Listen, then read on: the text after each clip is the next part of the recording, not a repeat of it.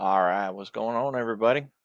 Made it. I wasn't sure I was going to make it in time, but so this is the Wednesday stream, even though it's done on Tuesday, and then we'll be back on Friday to do the Friday stream. And I do this so that I don't stream on FOMC days.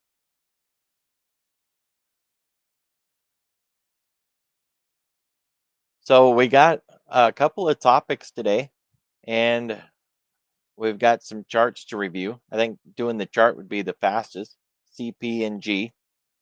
When it comes to trading anything, you really want to have an idea of what it is, what its peer group is, how its peers are doing, and how it might be affected by something coming along in the economic calendar. We've got FOMC. Um, Behind that, we've got QRA, and that's going to put every single trade into question. It won't matter how good the stock chart looks. It won't matter how well the industry is doing, the sectors are doing. Nothing's going to matter except that data. So if you're comfortable with that data and you don't mind taking risk, then adding new trades in front of an economic event is okay. No big deal. But if you're worried that we could get economic data that fundamentally alters the landscape of the broader market, and you're already heavily invested in anything long right now, adding more longs is all the same trade. This is what we call concentration risk. So if you've got Apple long, Google long, Microsoft long, Tesla long, Amazon long, Meta long, anything else long that might be long, and then you're going to go add another long, they're really all the same trade. And they're all going to get whacked if CPI doesn't please the market or if QRA comes in a way that displeases the market. Every single one of those trades is going to lose. So keep that in mind, right? That's why I beta away my portfolio so that I'm not heavily concentrated long or short. I try to stay as balanced as I can, but of course, that's difficult to do, right? Just staying balanced all the time is just really hard to do. So keep that in mind. It really won't matter what the stock chart looks like when we get the economic data.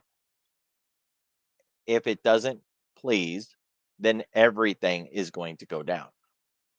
And any new trade you add is really just the same trade in something else, right? So with CPNG, this is retail. You want to kind of step back, consumer discretionary. How is broadline retail doing?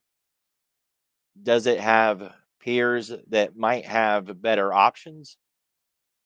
Maybe a different price, a cleaner setup, a better chart. And what about this earnings on the 4th? Are you willing to take a trade in front of earnings where you have to get options outside of the earnings window? And of course, that leaves you exposed because, well, earnings are an absolute crapshoot. You can go to Vegas and at least get free drinks if you want to gamble. Gamble this way, you don't even get the free drinks. Earnings could be good, even though the data is bad. Earnings could be bad, even though the data is good. There's absolutely no way to know if the earnings is going to send this stock higher or lower. Never can we ever tell in advance what earnings is going to do to a stock. Having said all of that and gotten all of the warnings and risks out of the way, this is setting up a bit like a scoop pattern or a TRB pattern, trendline breakover. I don't generally draw the line because everybody gets hung up on, should I use the body? Should I use the wick? Should I only use wicks? Should I only use the body? Can I mix and match? The line don't look right. Don't even get hung up on all of that. My eyes see that there is a trend line here, that price has been running up and setting these lower highs, and that now we're breaking above all of that. But at the moment, we've got to get through this area. We can see this previous wick. There's an old phrase in the market when it comes to candles that says the body was trades and the wicks are stops. Or another way you could think of it is you know, trades that failed. So if they were trying to run long and that failed and left that wick behind, or if that was all stops, then we're running back up into some previous trading that didn't make it the last time we were there. If we look back a little further, we had selling that was picked up. That's the wick here off of the 20.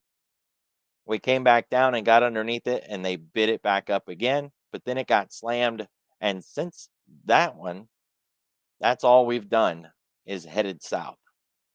So we dropped, we tried to make it up through the midpoint of that and failed miserably. Then we failed again, then we failed again, and now we're trying, right? It's a good start, it's trying, but that is now what we have to get through. This zone and then that zone. Now once you get above 33, which is all the way up here at the top of the range, once you get above that, then you've got this other zone. Come on, Thinkorswim. You got this other zone way up here to deal with. And that'll be your next area that will give you grief. But that's a long ways off. I would focus on the fact that we're in a range. We got the midpoint, 3250. That lines up with the start of this really big bar and the bottom of that zone that we just drew out.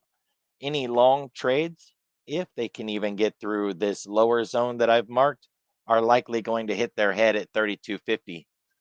Could we pop through? Well, yeah, I mean, price can do whatever it wants, but that's a significant level of risk. I'm not sure I would be comfortable trying to take a trade for what, 40 cents? Yeah, I mean, it's 40 cents. We could get there, but could we get above it? Can we keep it?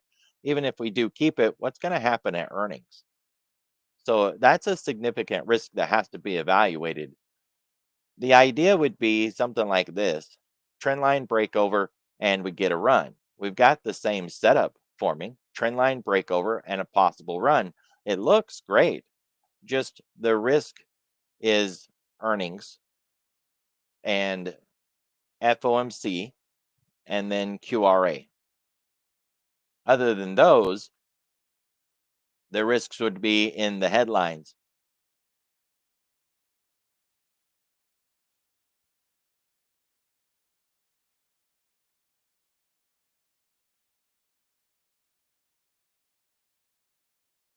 Looks like they're getting some social support.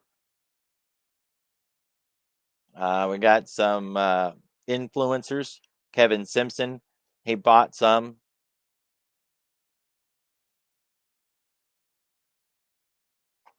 Never hurts to take a look at the short interest.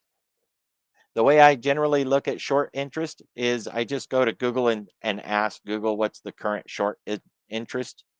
That's as good as anything, and it's free. It doesn't cost you anything to just go to Google and ask what the short interest is.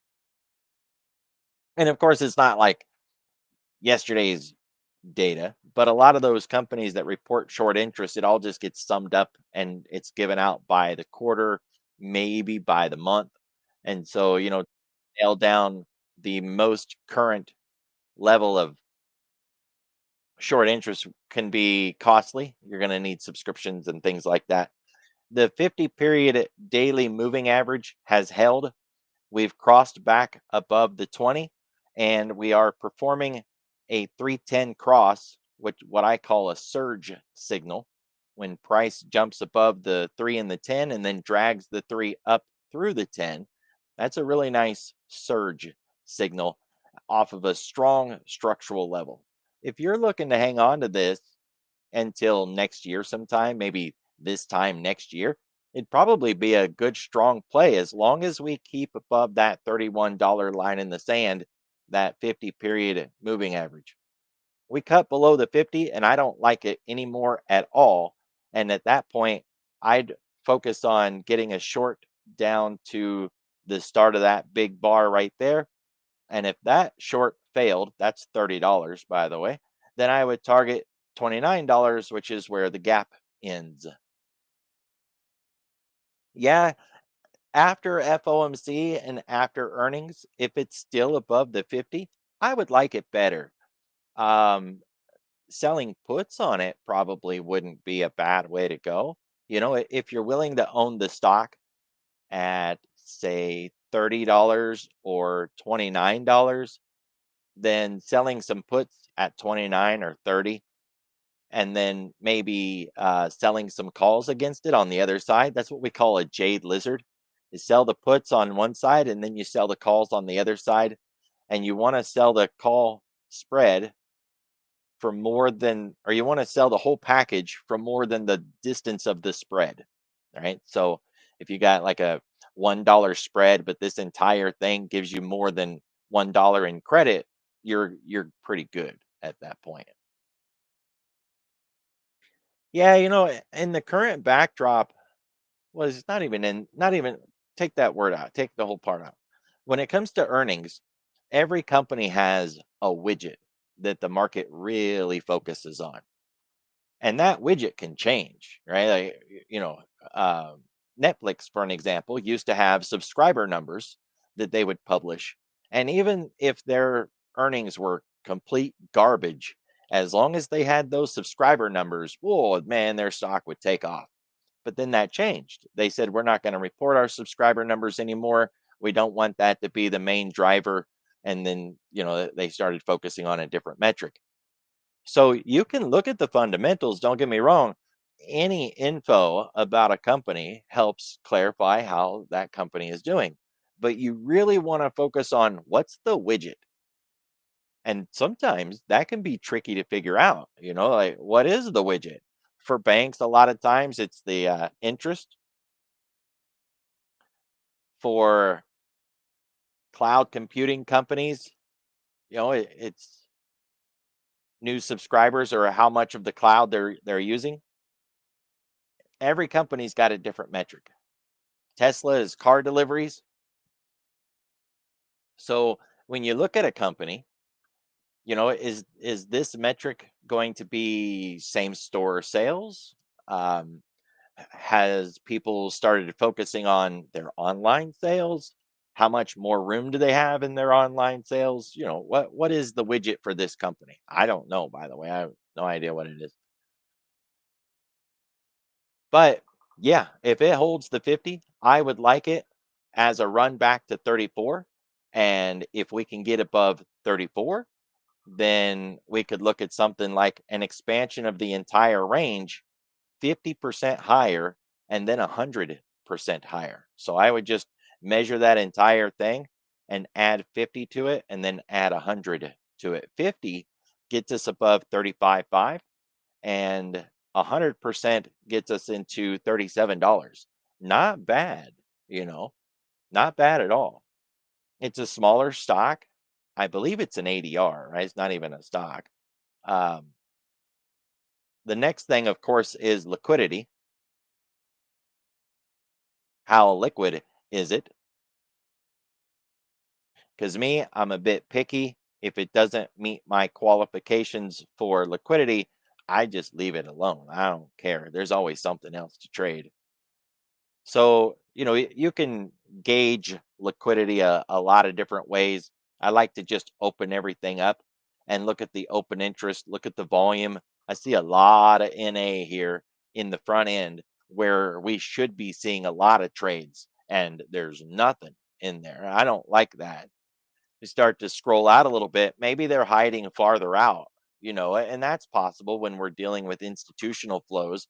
We can see them building their spreads here, and they're kind of hijacking specific levels. Not really impressed by what I'm seeing. Is it tradable? I mean, yeah, stay away from the junk stuff. Focus on monthly OPEX levels. Stay away from the mid-month targets, and you'll be better off. You'll find a little bit more liquidity, and just make sure you work those orders to get the best fill that you can get, because that technically that's pretty wide, right? That's 12, 13 cents worth of spread, and that's quite a bit for a $32 stock. It should be better than that. And if you get in, you're going to find it really hard to get out. There's just not a lot of participation here.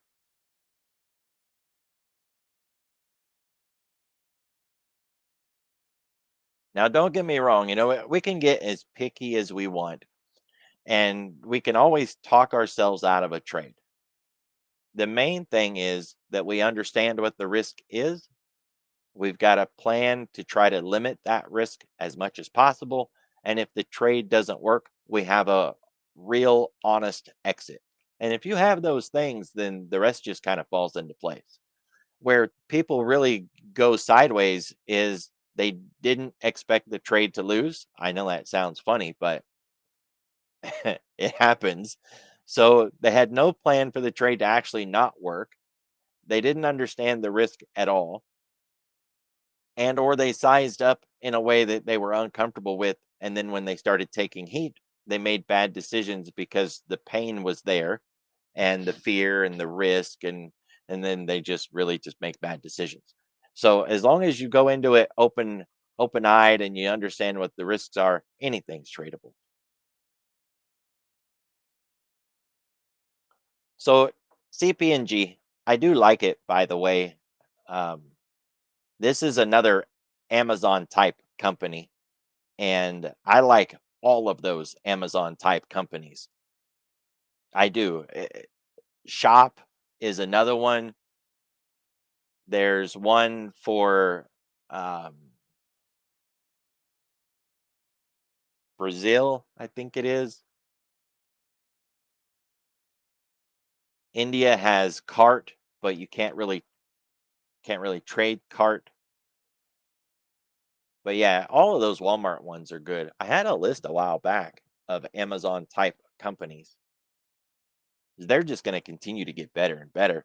I seen that Chat GPT now has PayPal integration, so that if you're talking with Chat GPT and it recommends something as a purchase, that you can just purchase it right there in the Chat GPT. That's the new future, right? That's the way it's going to be, that you talk to AI. And we were doing that at the races. When me and my wife was there, she saw somebody bring a bag in that had their blankets and their drinks and all of that stuff. And she said, "Oh man, that's awesome. What kind of bag is that?" I just went to AI and started talking to it about bags, and boom. Now it didn't give us a buy button, but it gave me the links and sent me right to Amazon to purchase the bag. So, and individual websites. It had some designer brand bags. I have no idea, but it took us to those links too.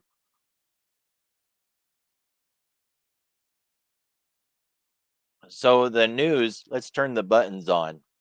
When you push the button up here at the top, the window button, you can add a sidebar to the chart. Now, I usually leave that sidebar off because real estate's precious. But if we turn the sidebar on, the news button is right there. So you can add the news, you can add options to the bottom of the chart if you want to, level two data, time and sales, all of that good stuff. And so you got that. And then you've got what they call the phase score. And that's what you're seeing down in the bottom here is the phase score. So what that phase score does is it allows you to add indicators in readable form, right? You'll notice there wasn't any histogram bars or graphs or charts or anything like that. It was just words. But you can use any of your watch list columns. So if you think about anything from the watch list, right? Open up this. If it's a watch list column, and I shouldn't say any because that's not true. You can use watch list columns, not necessarily any column, but that's the quote indicator that it's picking from. And so if you have custom watch list columns, then you can pick those and you can spread them out and make your own little list, which is what I have going on right there.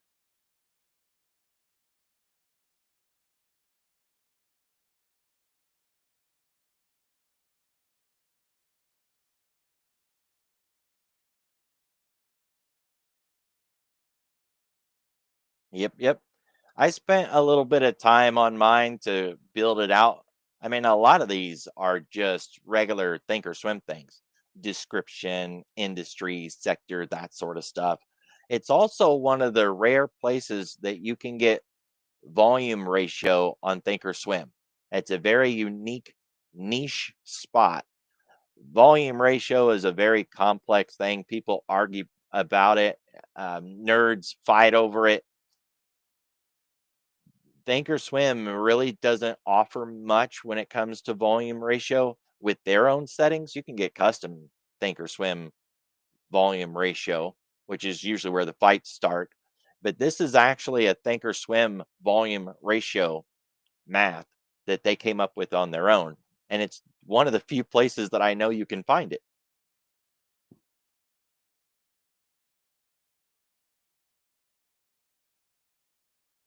So another request that we had for today was looking at everything in the lower part of the options tab. So we're going to just work our way down from the top. If you're newer to Thinkorswim, you may not have realized yet that it's set up in a grid with multiple levels of menus to work through. Once you get familiar with those stacked menus, things are a lot easier to work with. So the very top menu is the monitor, the trade tab, analyze, blah, blah, blah, all of those. And on the right hand side, it's where you can reach the settings and then this little hamburger at the bottom or at the far right. The hamburger is what they call the three lines. Uh, I don't know why they call it a hamburger, but whatever. That's what you want. Be very careful not to hit the on demand, which is complete garbage, but it's also a resource hog. If you hit that, you might as well get back out of that and then log out of Thinkorswim and then log back into Thinkorswim just to take your resources back. If you're busy and you don't have time to log out and log back in, at least go to the help menu and take out the garbage. See if that'll help clean things up a little bit, maybe steal back some resources. So in that top menu, the trade tab under all products, which is the next level down, is what we want to focus on. Now, in my morning briefings, I use Forex Trader, Futures Trader, Active Trader, and sometimes Pairs Trader. I use them for my own purposes. I don't have Forex charts there in the mornings, and we always look at futures. But those four tabs allow you to set up any chart you want, which I think is fantastic because there's certain charts that I want to look at every single day, and I don't want a bunch of detached charts. They just bog down the system, and then you're jumping between all these different charts, and I just don't like it. But I like this. And so years ago, I set mine up so that my Forex button always has this 10-day, 30-minute chart. You could put whatever chart you want there, and every time you go to that button, there's your chart. And that is awesome. You could also do this sneaky little thing where you could add like 32 charts and then you zoom in on one and then you just use the button and you can jump through 32 charts that way while still being inside of one system, the Forex trader. So these four are pretty awesome, but the quote all products is the options tab. If a company doesn't have options, I don't think it'll give you anything in here. I can't remember, but it might have something like the trade grid. So what I did with this trade grid is the same little trick. I added a bunch of charts. The reason I did this is I needed some room to be able to spread them out. And if you don't have this down at the bottom, it doesn't present in a way that I like. So I added three grids and then I stacked them four deep like this. so that I've got room. And then of course I got the dome, the chart, time and sales, level 2. You can put options in this so that you could see the options time and sales right here and the level 2 on the particular option that you want to trade. And of course, you can trade that from the dome so that you don't have to keep going back out to the charts. To me, it's just a good way to do business. So you got your trade grid there. Then, of course, you got the options. I think everybody's familiar with that being there. Underneath that, though, you have this area. And there's a lot of information in this right here. Long ago, when Thinkorswim was being developed, they were creating their own stuff. It had a lot of very advanced traders working for the company.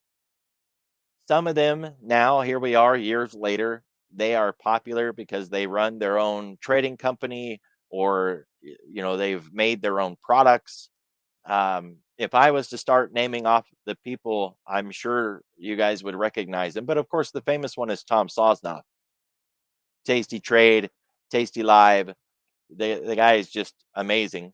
But they had a need to differentiate themselves, and so they were making things up that only their platform had because, well, it didn't exist until they thought of it.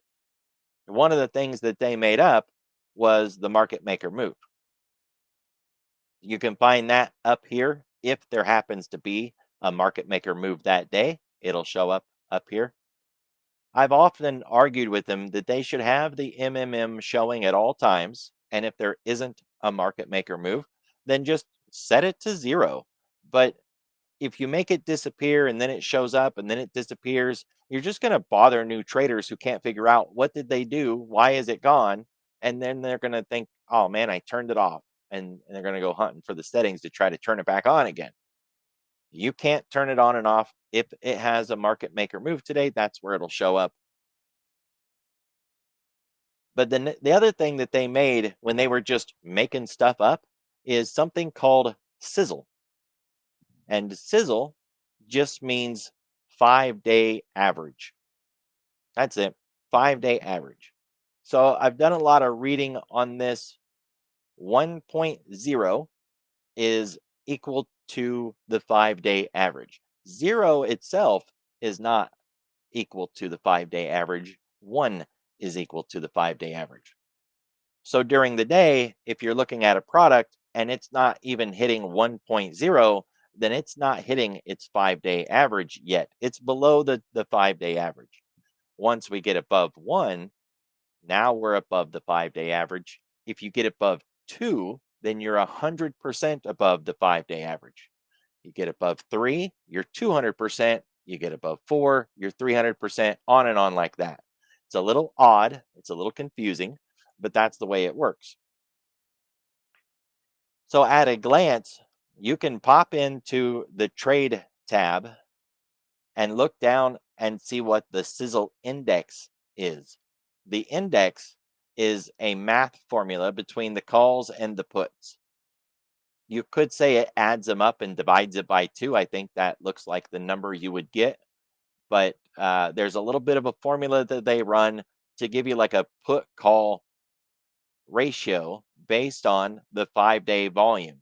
And so if it's above its 5-day volume, this sizzle index will give you a perspective of that 5-day volume. Collectively, are the calls and the puts running above that 5-day volume average? Volatility sizzle is just for volatility all by itself. So think of the implied volatility within the options chain because every strike has an IV. But volatility can also be this volatility. You got your implied vol over here, historic vol, and then your IV percentile. Is the current implied volatility on this particular stock above its 5-day average volatility? And the reason I mention the options themselves having volatility is because these volatility levels are annualized. They're based on the 1-year daily chart And this volatility is looking at how much volatility has changed over the last 5 days, or what the 5 day average volatility was and what the volatility of today is. If we get in an environment, say after earnings, they'll crush volatility. We'll often find that volatility sizzle is really low. But if you find a stock racing higher than its 20 period daily moving average and it's outpacing the 20 by a significant level, market participants don't like that. It's running too hot, too fast. It's likely going to pull back. It's going to crash and burn. And so you'll have stock rising with volatility, what they call stock up, vol up. And then you'll see that the stock is running above its 5 day average. Either way that you want to look at it, when it's running above 1.0, you know that that particular stock is more volatile today than it has been over the last 5 days. So volatility is rising. The trick is, or a little tip, if you go look at the stock chart and price isn't doing anything, and yet volatility is rising, that's telling you that the market makers are pumping volatility into that stock. That's not a tradable signal, by the way. It's just giving you information. The volatility is coming from the options again, not from the stock chart, and they're pumping volatility into it.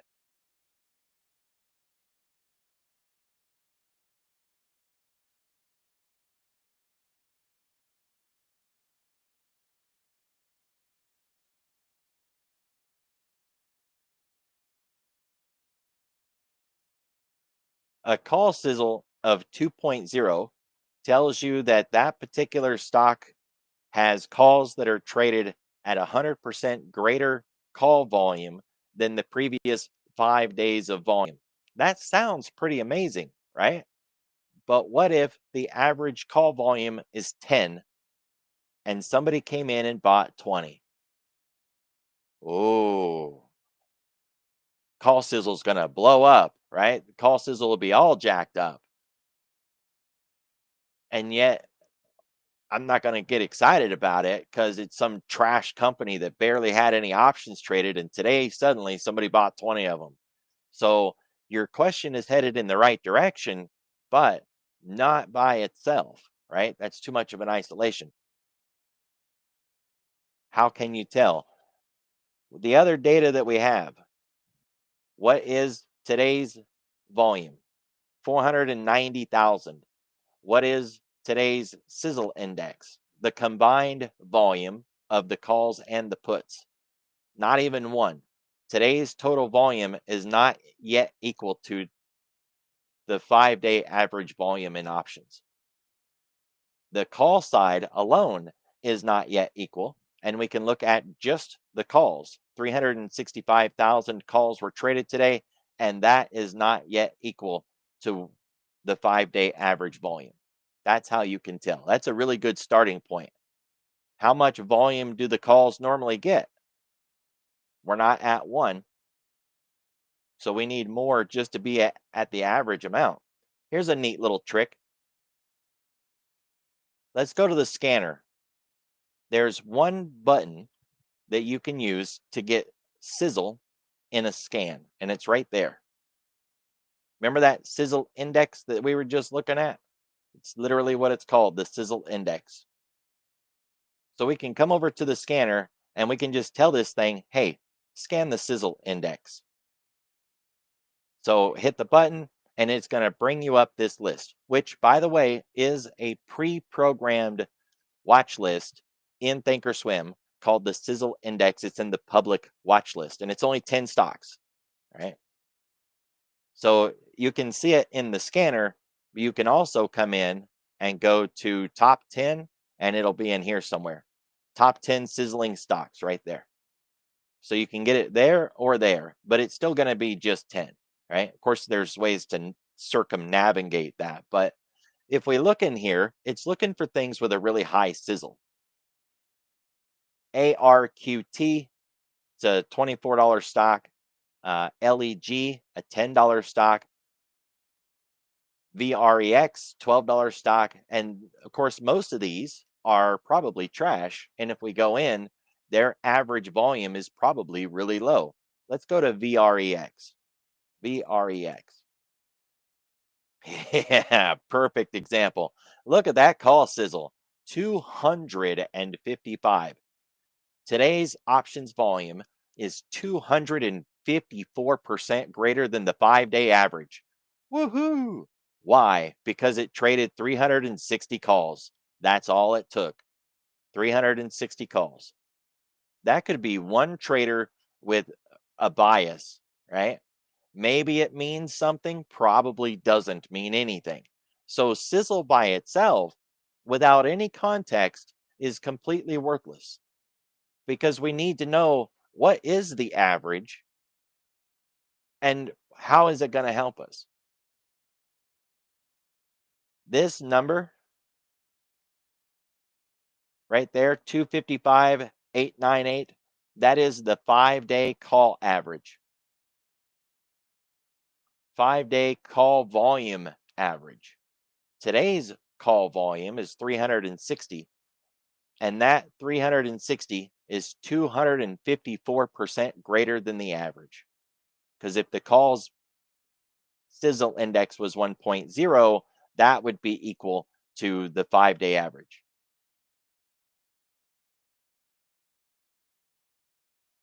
Well, the scanner can get you aimed in the right direction. You still have to go in and look at the numbers and see if you're actually getting unusual options activity, because that's what we're looking for.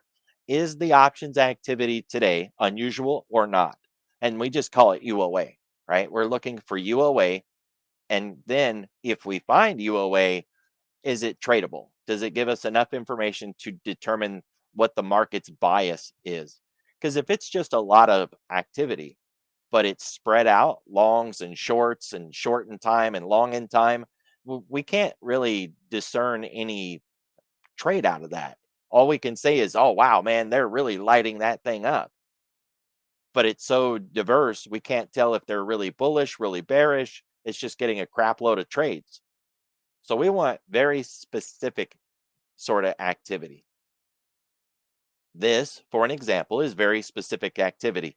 It's 360 calls and not one put. Well, that's really specific, right? They're just hammering the hell out of these calls.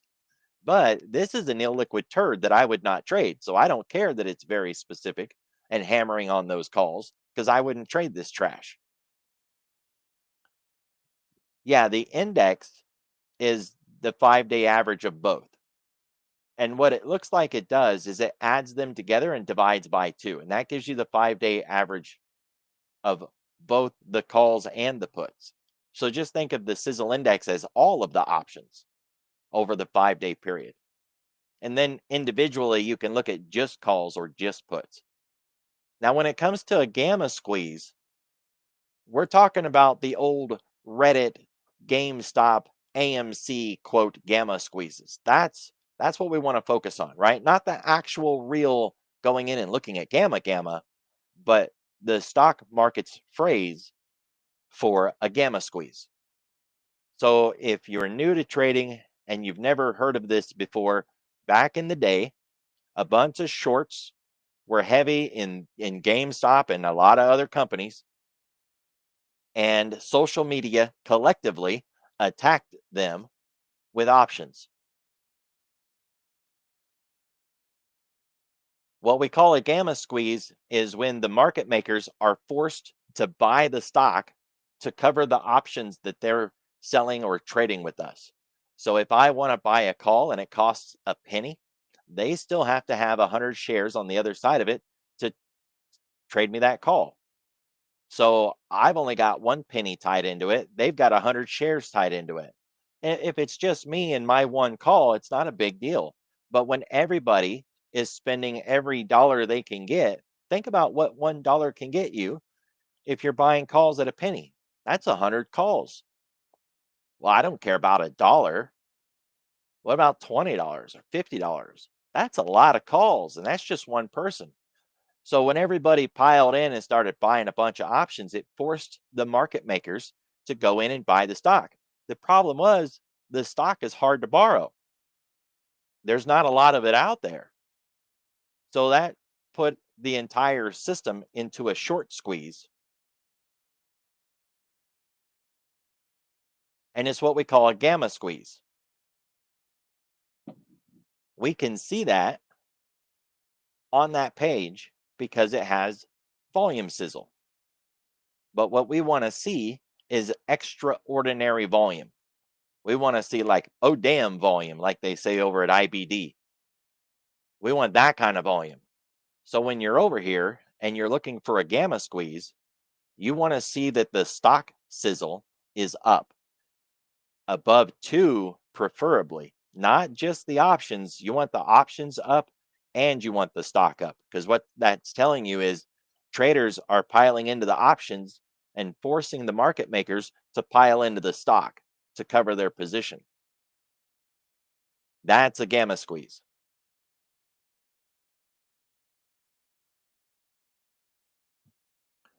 For volume, above 2 is the number that I like. When it comes to the calls and the puts, not really. No. We know that 1.0 is normal. So we would want it at least above a 2, right? Because we want to see that there's such pressure and there's so much aggression that everybody's fighting for those options, and that the market makers are being pushed into that stock position.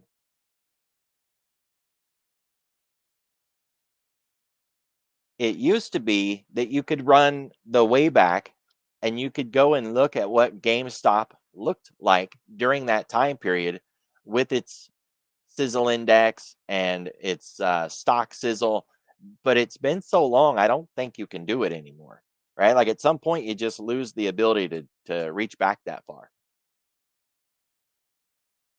Well, if it's a gamma squeeze, this thing went from $1 to $100. Of course, it did it in like 6 days. So would you be able to? I mean, that's kind of crystal ball stuff at that point. Every one of these is going to be different. Some is going to happen in a single day. Some's going to get the squeeze and never pop at all, right? Everything is relative. Could you? Yeah, maybe. But what if it does the whole damn move in pre market? Then what? No, right? Then the answer is no. You're not going to get a chance. It ran the whole way without you. We're just trying to spot, when we go in and look, what are these numbers telling us, right? That's what we're trying to figure out. Not, can I get a trade? What's the right number for me to get in or get out? But what am I looking at here so that I have a better understanding of the trade that I'm about to take?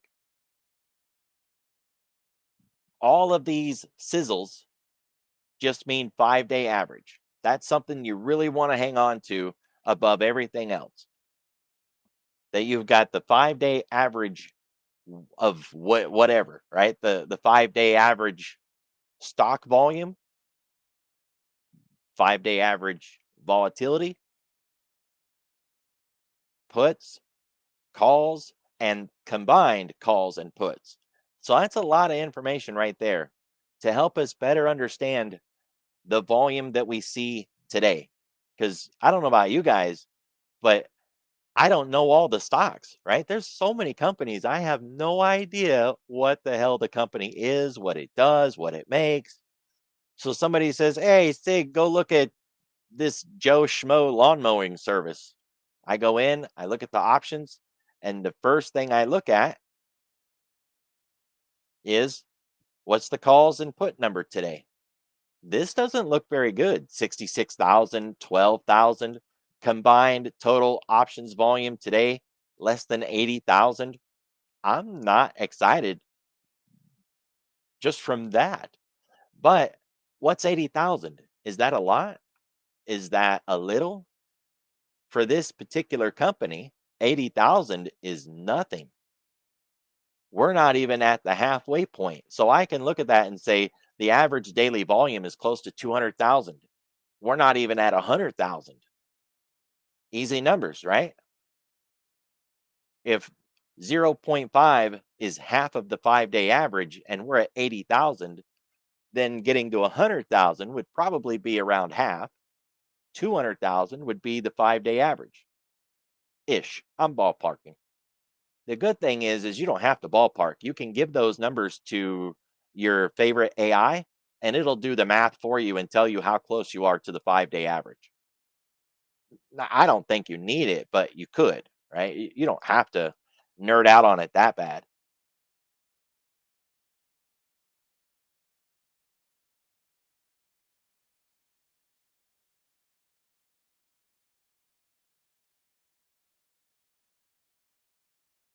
Right. You want weeklies because of liquidity.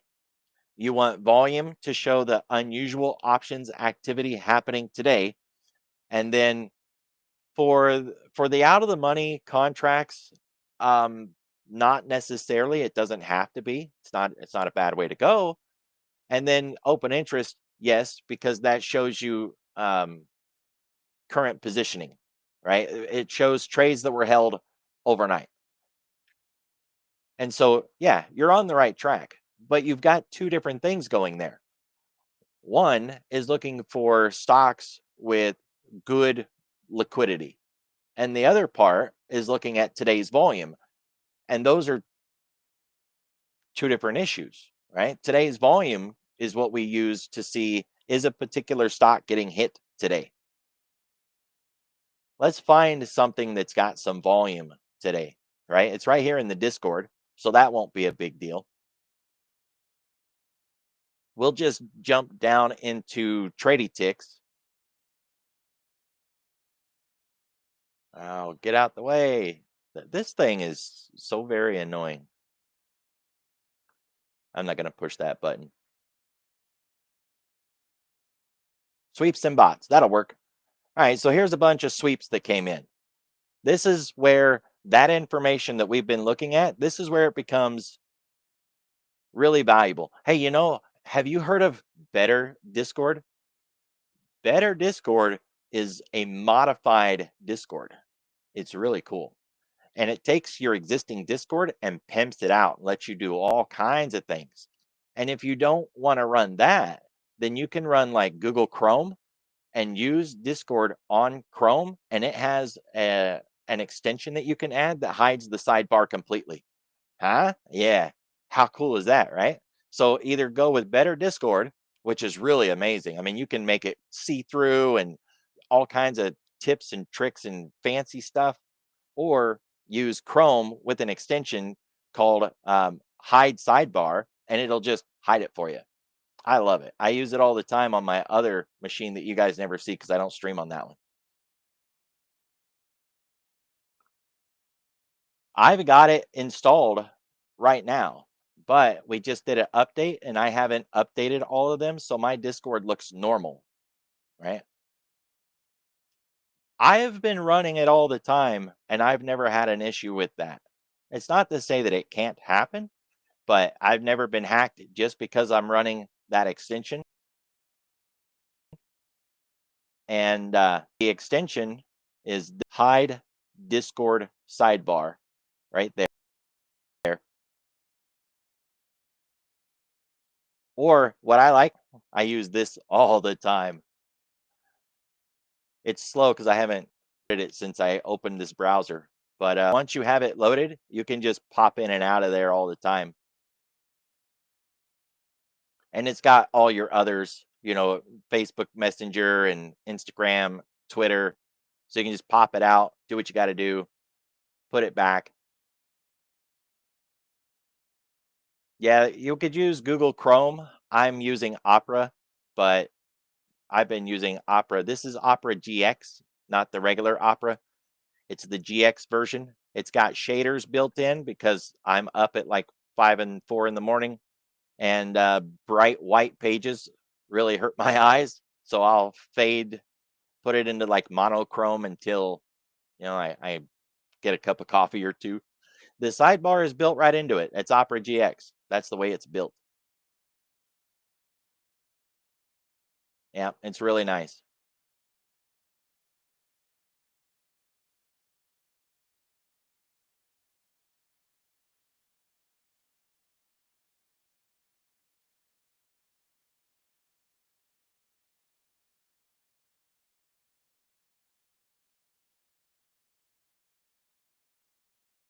So You can run Discord on the browser and just hide the side, or you can use Better Discord, which I think is fantastic. The only issue about Better Discord is that every time Discord gets an update, you've got to go in and you got to update all of the mods that you installed. And it's okay the first 50 times you do it, but after that, it's like that gets a bit tedious. So we've got CRWV. Let's go take a look at this large put sweep order for March of next year at 110 strike. This is where that data that we've been looking at, this is where it really starts to shine. We're in a hurry, right? As we always are as traders. We just want to know, is there anything here, or is this just like a one off? CRWV. We bring it up, and the very first thing I like to do is open up the stats. 212,000, and we're running just slightly above the 5-day average in the call volume, and the stock volume is not even at the average. I don't have a gamma squeeze. I can see that instantly, and we're just slightly hitting above the calls. Now, that was a put post, right? Contrary to popular opinion, puts are used in a bullish market, calls are used in a bearish market. I know that might sound confusing because when you first learn about options, you're told to buy calls when you're bullish and buy puts when you're bearish. But the broad market, when it comes to options, don't buy, they sell. So they're selling puts and they're selling calls, not buying puts and buying calls. If we see elevated call trading, and that's all it's telling us is that these calls were traded, not bought. We got elevated call trading, and we have a put alert that came in. So what's up? Probably they're selling calls a little above average, and that somebody got aggressive and bought some puts, which triggered the alert. Probably. And we can dig deeper into that because we have these other columns. So the next column that you want to pay particular attention to is where the trading activity is hitting. We've got at the bid or below the bid. BB in the options world is really aggressive. If they're hitting below the bid, they're trying to dump that thing. They're trying to sell it. They're selling it before somebody else can sell it, and they're losing money to do it. They're hitting it below the current bid price. Like a car dealer says, "I'll sell you this car for 5,000." You said, "Heck no, I'll give you 7." Right? Like they're jumping ahead of the crowd just to get rid of the thing. I know I went the wrong direction with that analogy, but you get the point, right? If everybody on the street is selling it for 5 and somebody else says, "I won't sell it to you for 5, I'll sell it to you for 3." Jumping in front of it just to get rid of the thing. So, how much of that options volume is hitting at the bid or below the bid? Not much, really. 16, 18%. That's less than 20. So, what about at the ask and above? Well, that's going in the other direction. When you've got, and this works for stocks, options, futures, anything. Is it hitting at the bid and below? Is it hitting at the ask and above? At the ask and above is very aggressive buying activity. This is the car scenario that I just gave an example of. The salesman says, "I'll take 5," and you say, "No, no, I'll pay you 7." Why? Well, what if I'm not the only one trying to buy the car? Joe's going to pay 5. Margaret's going to pay 5. I really want the car. I'll pay 6. Jump in front of Joe and Margaret. So it's aggressive to pay above the asking price on anything, stocks, options, futures. And if they're paying above the asking price, they really want those options. Now, I tend to run 20s, 20, 40, 60, 80, 100. That's what I like. So when I look at the stats, the percentages, where's the percentage? More than 20? Less than 40? I got a ballpark idea of the total amount of options traded today, 170,000. 30% of those options traded were at the ask and above. They're buying calls in this, not selling. They've bought aggressively twice as much calls as they sold aggressively. And on the put side, they've bought aggressively as much as they've sold. Don't let the two percentages, right? 16 and 14, that's close enough. Don't even try to squeeze the lemon there. It's close. The ones on the top are not, the ones on the bottom are. So we can't dictate those, right? But the ones down here, absolutely. You get this sliding scale. If it'll let me in there, let me in. And I think 5 is all you get.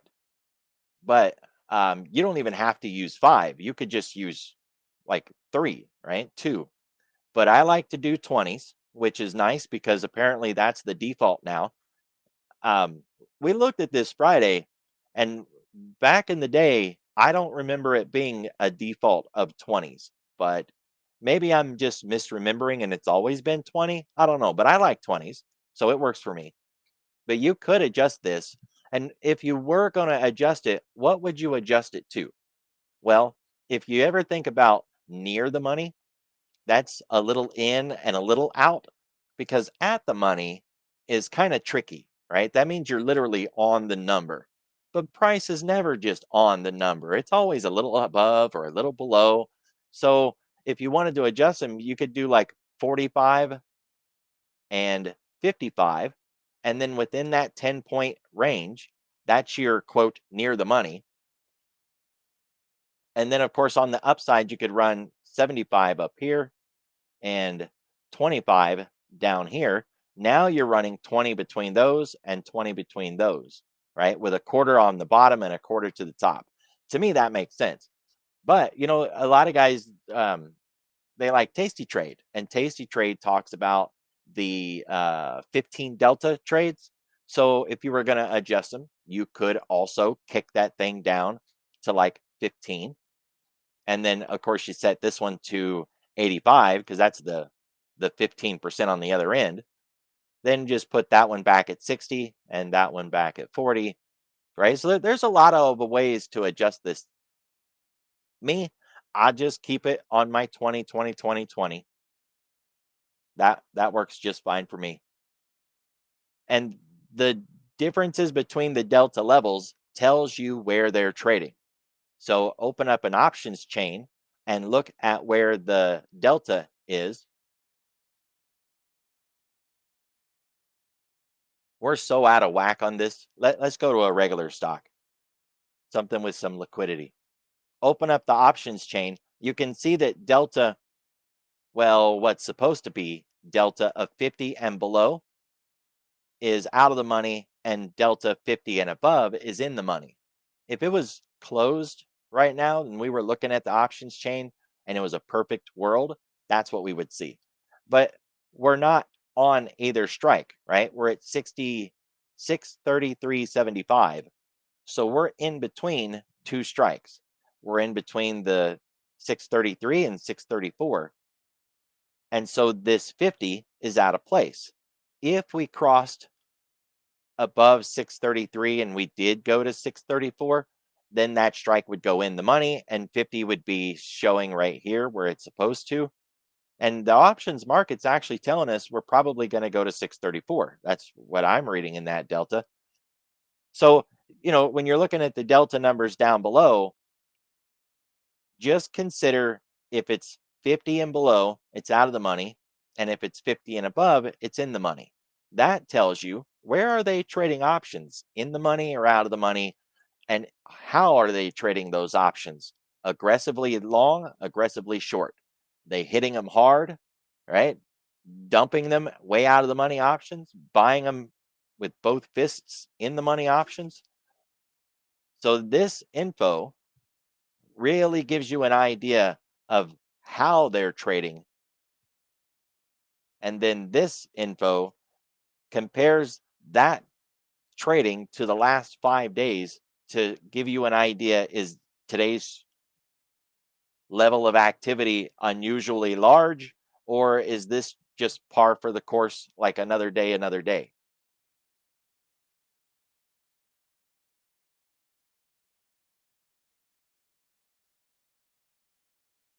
combined, you have a lot of really good info right there, which is awesome because once you get used to it, you can look at this and within a few seconds have a really good idea of this particular stock and how it's trading today.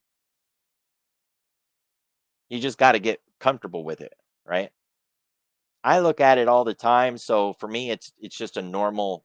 I'm pretty comfortable and it's free. You don't have to have some expensive options account to be able to see it and work with it.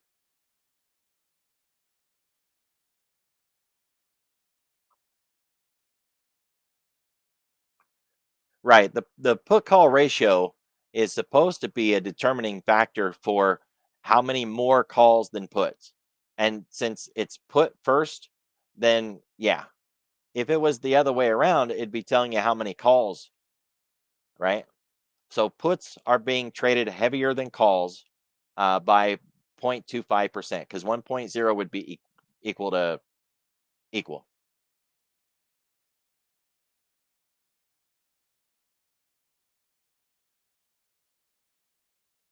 So for the scan, you can trick out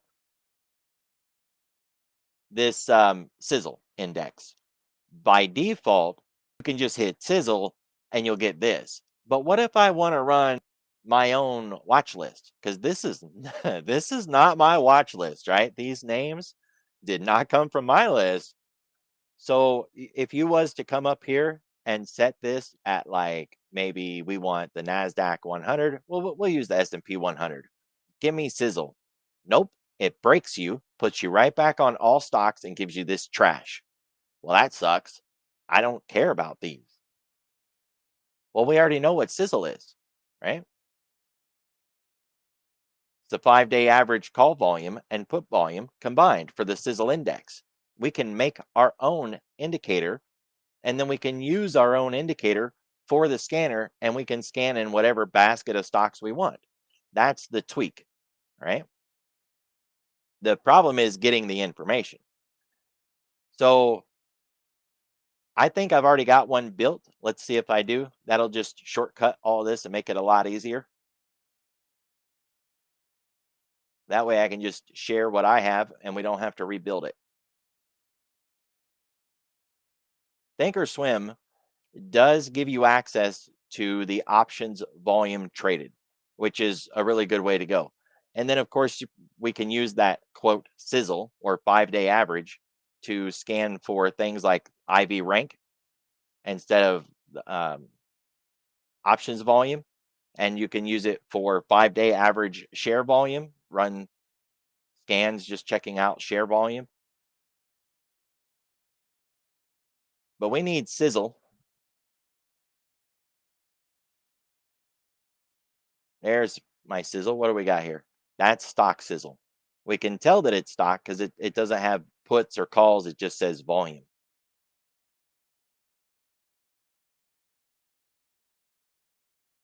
So that's not what we want.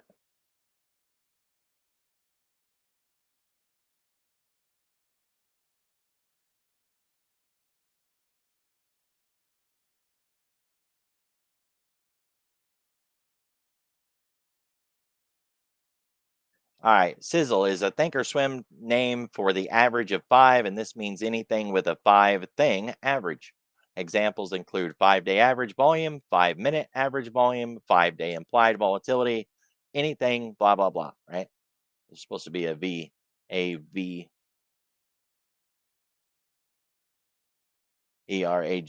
That's a little weird. All right. With this vol sizzle, we are measuring the 5-day volume ratio. Nope, that's not what we want because that's not option. So that's not going to help us. But that one, by the way, is looking for sizzle. It's just the 5-day volume instead of options. I think I might have gotten rid of that scan. And the reason why is there are some options indicators that you can use, but they are a beast. Just to show you a little bit of what that code can look like. That's not the one. That's the one. This is the options indicator. And I'm going to just scroll here a little bit. You see how it's a lot? It's a lot because it's got to go through every strike, right? So I think what I ended up doing was deleting that sizzle that I built for calls and puts, because to run this indicator on that scanner was just, you could hear your computer just bog down, and it sounded like an aircraft carrier taking off. If you want it though, I will share this indicator, and then you have to change the date every time you go to use it to match. It might be there. I don't think I did. Because as you can see, it's complicated. I built it, I ran it. I did not like how much work it took to run it, and I don't think I kept it. But if you guys want it, it's right here. You just change the date, and then you run this through the Thinkorswim scanner. That's the call side, that's the put side. Changing the date at the top will get it done.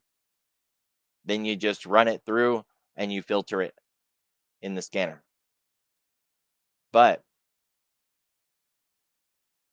if I didn't keep it, that means the results weren't worth keeping. Instead, you're better off finding a stock that's moving for whatever reason. And then once you get into the options, look down at that data and see, does it have unusual options? You can go the other way around and try to find something with unusual options and then see if it has a stock chart that you like, if it has earnings or volatility or news or whatever. You can do it that way. But what's the trade? Just because you find unusual options activity, you can get that right here in the Discord, and it doesn't even cost you any of your Thinkorswim resources. It's right here. There's your unusual options activity.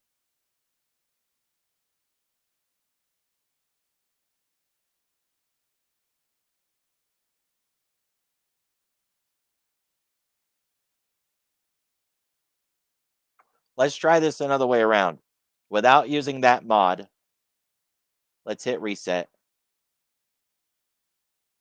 This will be one that you would have to run at least after 10:30, because, first thing in the morning, you don't have any options volume. So you got to at least get some volume before this thing will start to work. We want option.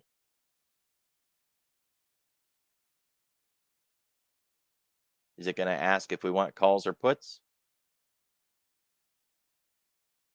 Nope. Fine. That's all right. Volume.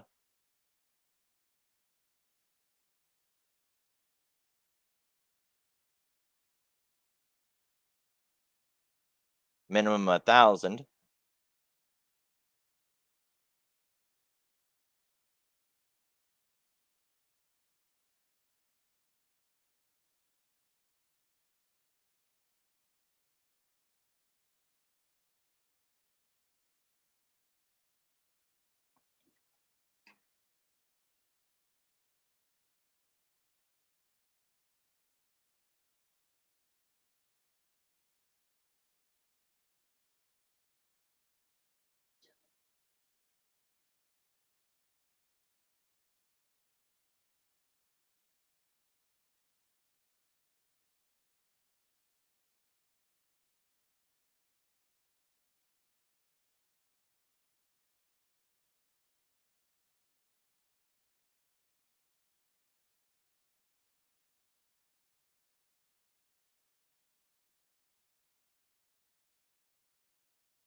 Nope. We're not going to be able to run it without that indicator. That's just all there is to it. You got to run the indicator. I went through this.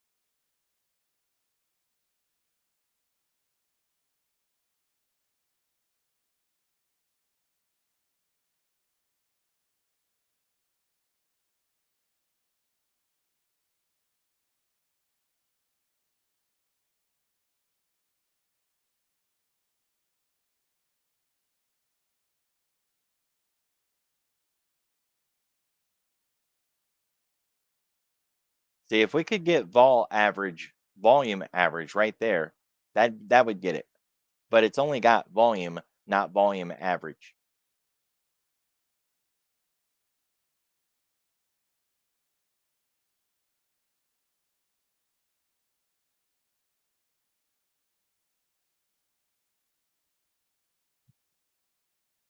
So the scan that I run every day when I'm just looking around the market, seeing what's going on, is the high low graph. In my opinion, it's better than any other scan that is out there. One, because it's free. Two, it'll run the basket of stocks that I tell it to if I want it to run a particular basket of stocks. And three, I don't have to go anywhere. I don't have to buy anything. It's right here. And then I can sort it and filter it by whatever watch list columns that I put on it. So if you haven't heard it before, there is a watch list column called high low graph.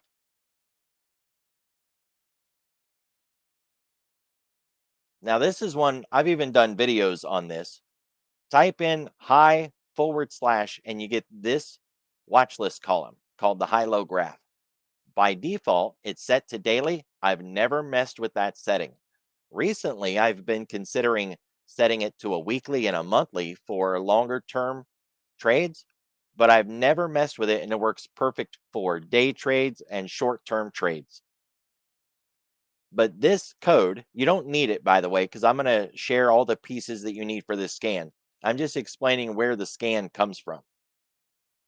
This thing, when I was going through trying to figure out how Thinkorswim worked, learning the platform like everybody who has to go through that same process, I loaded every single indicator and every single watch list column one at a time.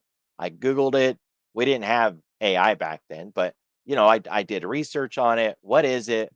Who made it? Why was it made? And I came across this one, high low graph.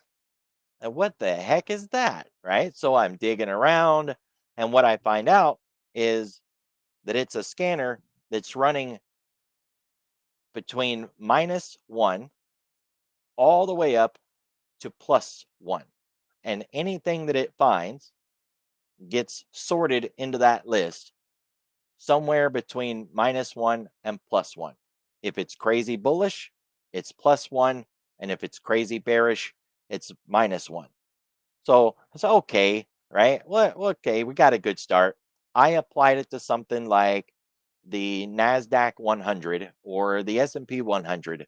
And what I found when I did that is when things were really bullish and I would apply it, it would find me stuff that was at the high of day, breaking out right as I'm clicking on it.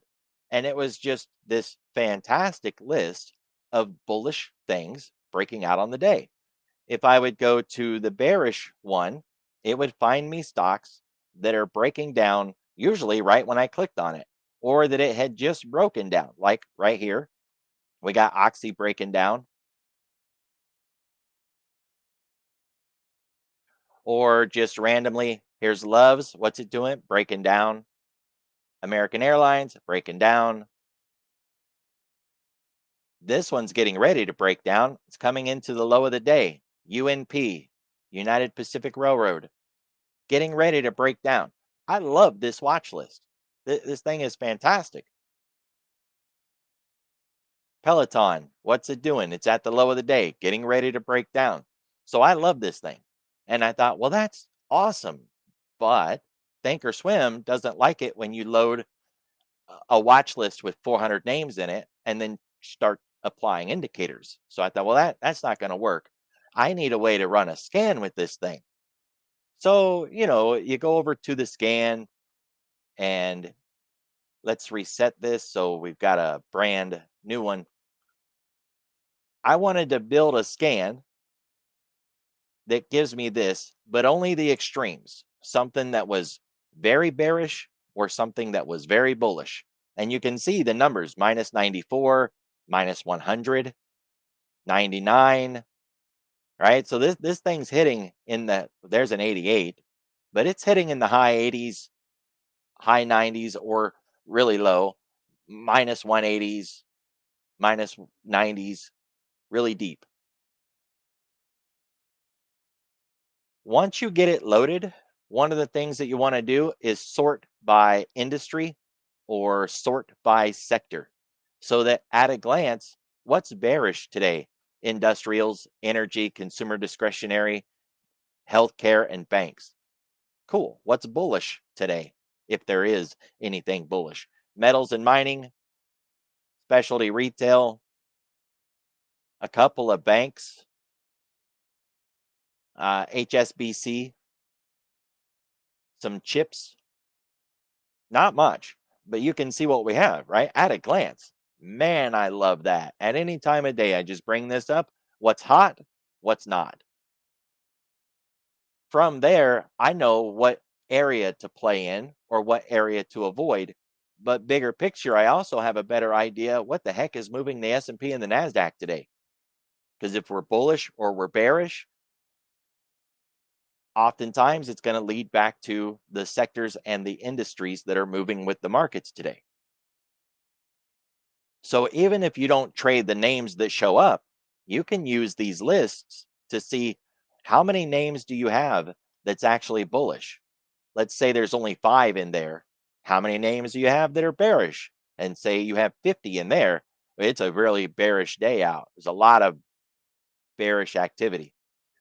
And if that goes against what you're seeing in the indexes, that's a big heads up. If SPY is down, but we've got 3-to-1 bearish to bullish, and there's a lot of stocks heading to the upside while SPY is going down, well, that's a big heads up.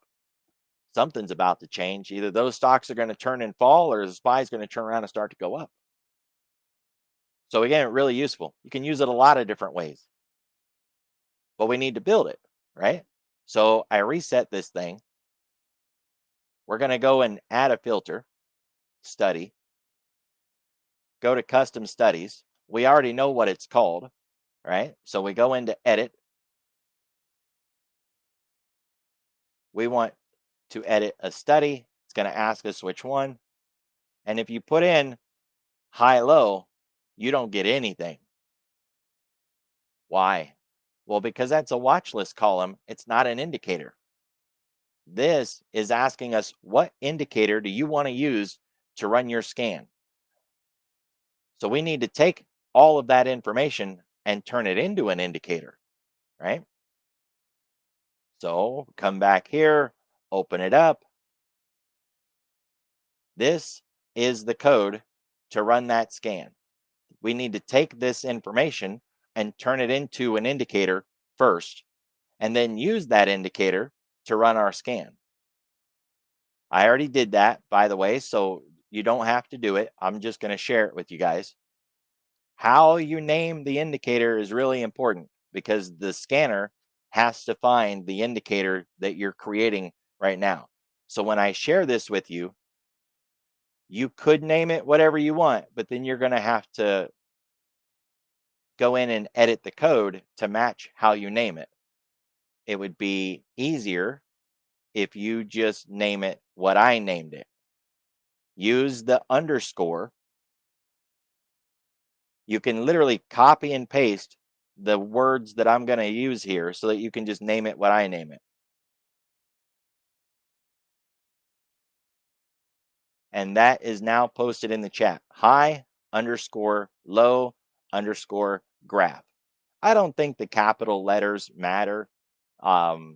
It should be fine without it. So you need that indicator installed in Thinkorswim, and you need it named high-low graph. Once you've done that, then you got to install the scans that I'm going to share. Now, my scans are very generic. I did not limit the basket that it's looking through because I'm not looking for a stock to trade on that list with my scan. I'm looking at how many stocks are up, how many are down, and what industry or sector do they belong to. That's my goal. If you want to focus on stocks that are a specific price, stocks that have a certain level of volume, whatever, you can add that to the scan after you've imported it. So this is the high low minus 90. And we're just going to share that out. High, low, minus 90. You can name the scan whatever you want. That part's not important. Just the indicator has to have that special name.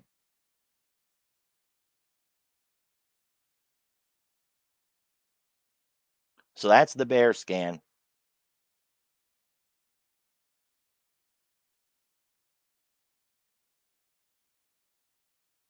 And this is the bull scan.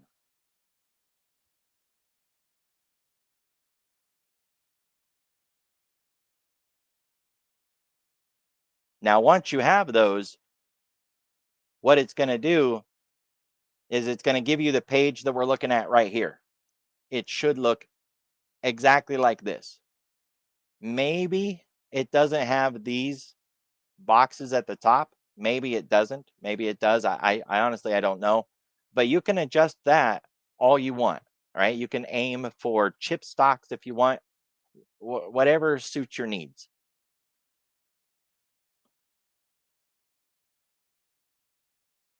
I use this constantly, constantly.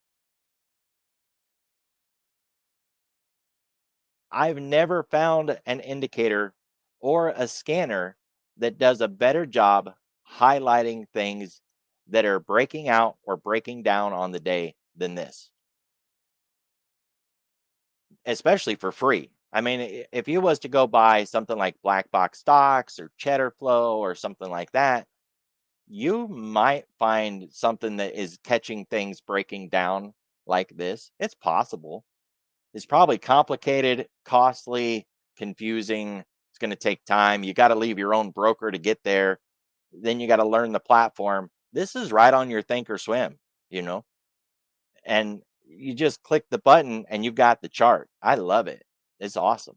Plus, it's the bull bear bias that I really like.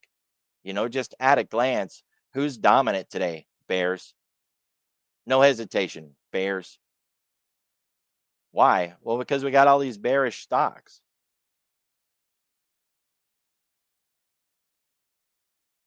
Can I share what this chart here? Yeah. I mean, there's nothing on it that yeah.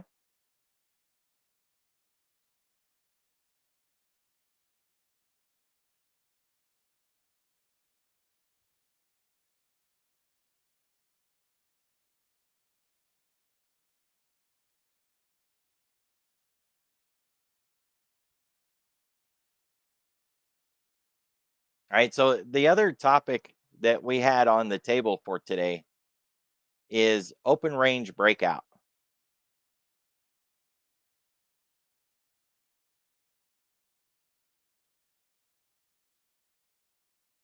Yeah, see, that's the thing about the trade tab with this information. You could try to really dig into the option scanner to force it to help you find unusual calls or puts. You could, but I would argue that the other way is better. Find a stock that has a reason to be moving and then come in and see if that has unusual options activity because I have found that to be a lot more valuable. The reason is you can bring up something like this trade flash, and this thing is giving you unusual options activity all day long. It's right there, right? It's run by Hammerstone or Hammersmith Markets. This thing is showing you all day long unusual options activity. And the thing is, if you go in and you look at it, 9 times out of 10, it's not actionable. It's like, hey, NVIDIA is getting more calls traded. Gee, okay. You know what I mean? Like every day it's NVIDIA getting more calls traded. That's not helpful. There's nothing to dig out of it. And so trying to dig through it every day to try to find something actionable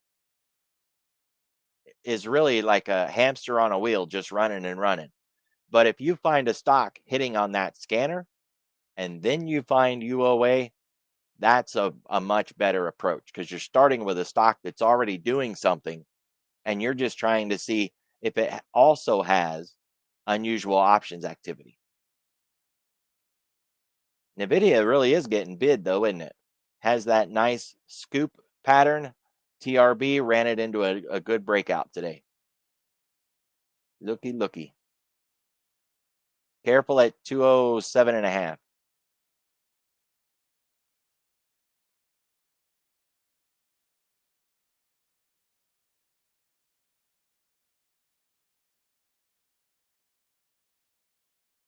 All right, so before we dig into the open range breakout, we're going to hit this question real quick. Have you guys seen these sort of things before? Now, there's a couple of different things that these are called, and it depends on what community you're in or where you're hanging out. Some people call them ghost prints, and they don't even pay any particular attention to them whatsoever. I used to delete them because you can go into Thinkorswim and you can edit the candle, and I would edit them away, like remove them because they broke my chart, right? They would make it really long and distinted, and I didn't like it. But it's giving you information, right? So these can be connected to dark pool prints. They can be connected to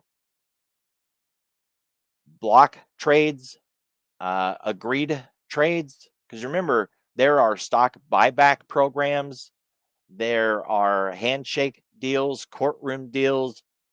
There's all kinds of things going on that don't necessarily hit the tape and show up in volume, right?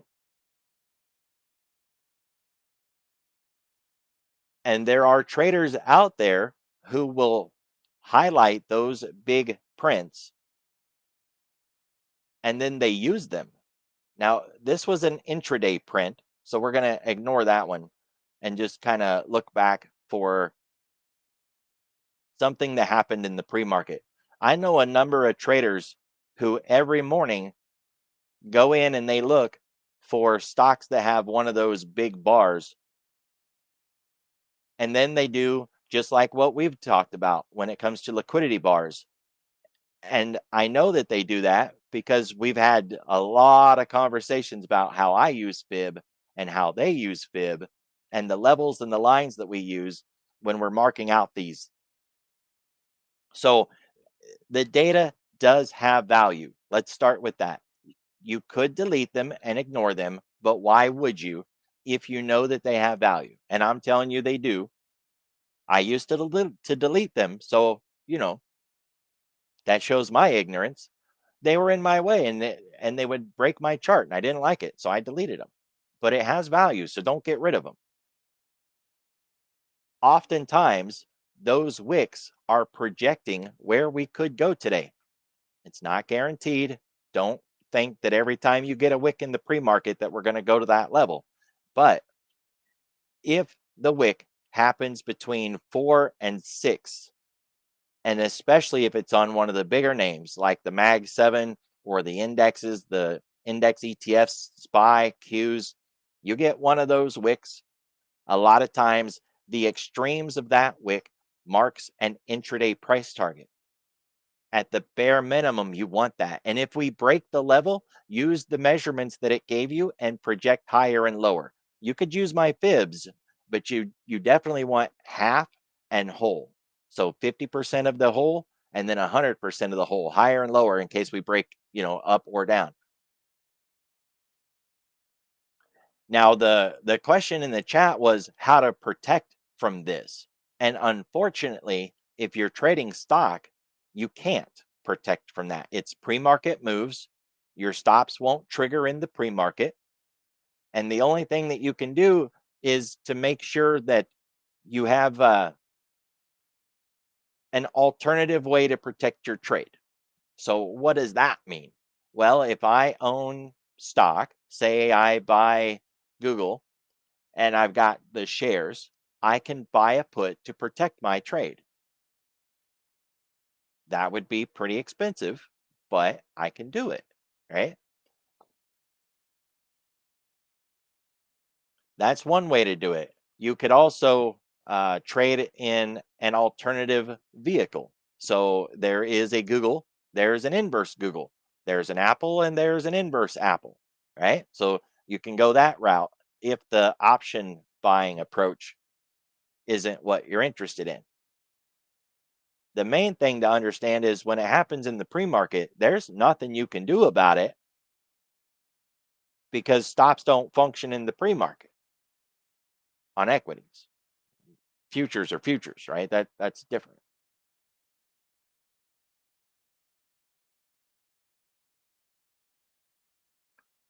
And a lot of times that stop hunting is deliberate, and they're going after people to where it'll trigger them right into the 9:30. It opens up, triggers their stops at like 9:31 and then runs away without them. And that sucks. But really there's just not a lot you can do other than protect yourself with an alternative solution. Stock, inverse stock, or options. All right, so the ORB, the open range breakout. Now, over the years, I've put my own approach onto this, but let's just start with the idea of what the heck is it? The open range breakout is first the open range. We open at 9:30. The range can be anything you want. 5 minutes long, 10 minutes, 20 minutes, an hour. Any time frame that you want can be your open range. You don't even have to use time if you don't want to, right? You could just use first pivot high and first pivot low, which is a big one that I like because I like to trade on a tick chart. So you define this period in time, and that becomes your open range. When I first heard about this, it was in a book that I had found that was written in like the 80s or the 90s. They didn't even have, you know, uh, the kind of charts that we have now back then. They had delayed data and they were glad to have delayed data back then. So, as you can imagine, the book was old and it was using some really outdated ideas, but the open range was just mind blowing to me when I first heard about it. So I did what anybody would do when they heard about it. I went and marked it out on the chart. The book was using a 1 hour open range. So we'll just go to a 1 hour chart and mark that first hour out.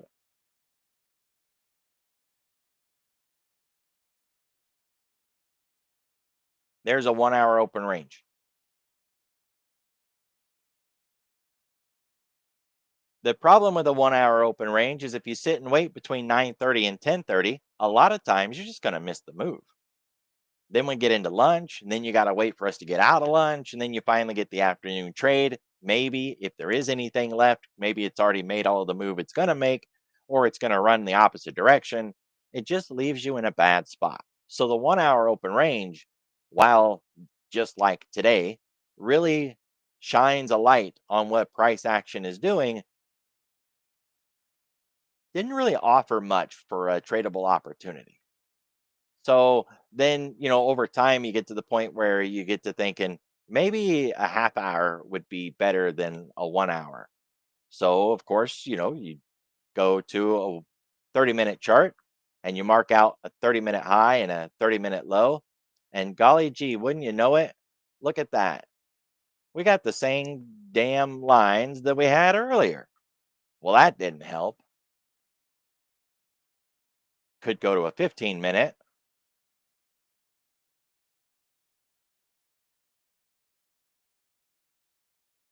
So now we're tightening it up a little bit more.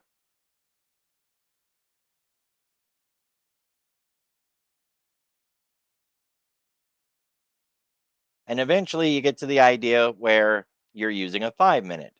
Now, me, I do most of my drawing analysis on a 5 minute. When it comes to intraday trading, I'm analyzing price and I tend to stay on a 5 minute chart. I don't trade on Thinkorswim. I don't trade a 5 minute chart, but I do almost all of my intraday analysis ends up on a five. So having a 5 minute open range is really comfortable for me. I've seen traders use a 1 minute open range, but they're scalping, whatever works for you, right? You define what your open is going to be. So I was looking around on the internet, putting together my Thinkorswim database, and along the way, I came across an open range breakout combo trade setup. Sounds fantastic and complicated. So I grabbed it, but it's not mine. I didn't make it. I didn't write it, develop it, or anything.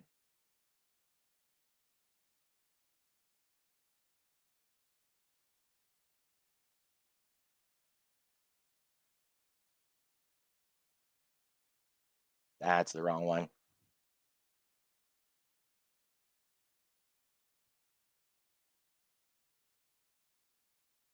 All right, that gets us in the right area.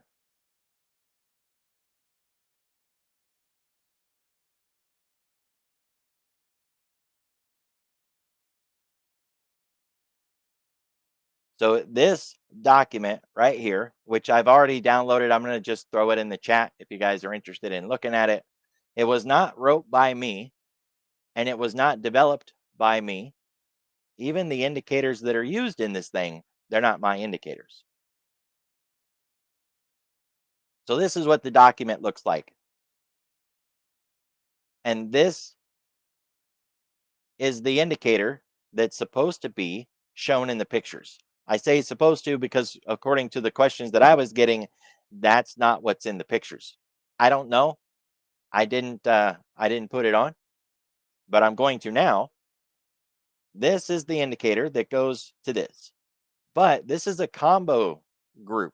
So you also need these Heikin-Ashi candlesticks, the TMA indicator set to 30, the EMA set to 20, and then you need the super trend indicator.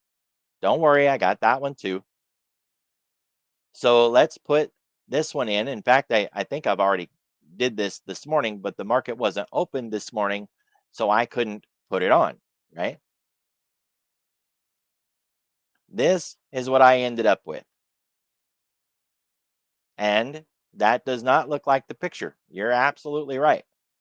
There's the two lines, the EMA and the TEMA. There's the Heikin-Ashi candles.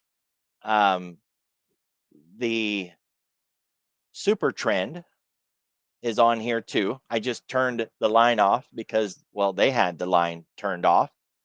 And now we need the combo piece, right? The actual open range.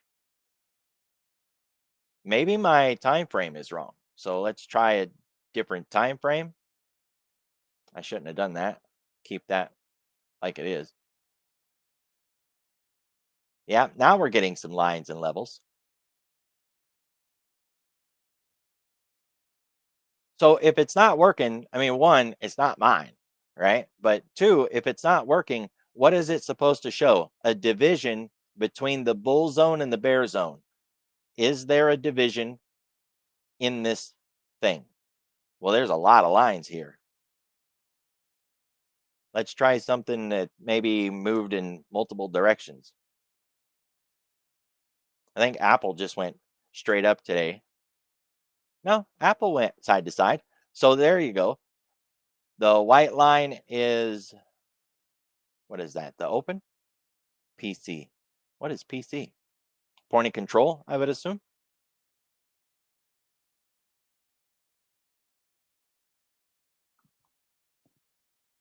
And then, of course, all of these highs and lows is probably from the super trend. Let's just set that aside for a moment. Yeah, that got rid of all the letters. They're the numbers. You're basically just missing the colored box, right? Right. Well, there's plenty of indicators that I have on my Thinkorswim that have the colored box. And what is this thing set to? A 5 minute? Now it's getting the mean in 5 minutes, and then it's using a 30-minute open range, right? This is using a 30-minute open range. So dial that back to 9:35, and I wouldn't even worry about the mean. Now you've got your bull and your bear right there with a 5-minute open range and a 5-minute mean. If you want to keep the 30-minute, change the mean to 30 minutes. And here's cloud on. No. How about cloud on? Yes. How about that? Is that what you're looking for? That looks like the picture. Well, I didn't change the indicator. I used the indicator that was provided with the document.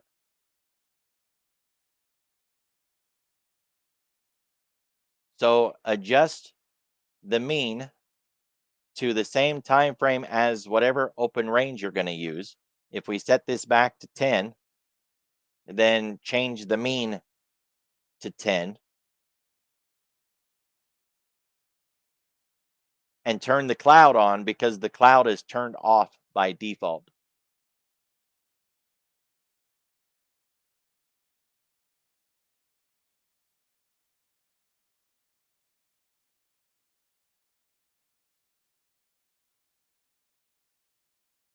I think that TradingView has open range indicators. Don't get mad at me if I'm wrong, but I think they do. Let's go look.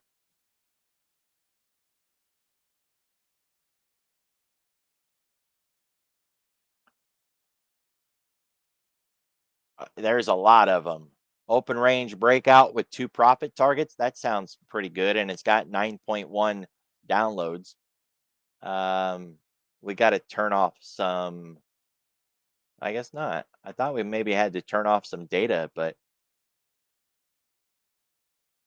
maybe we just got to get rid of my drawings.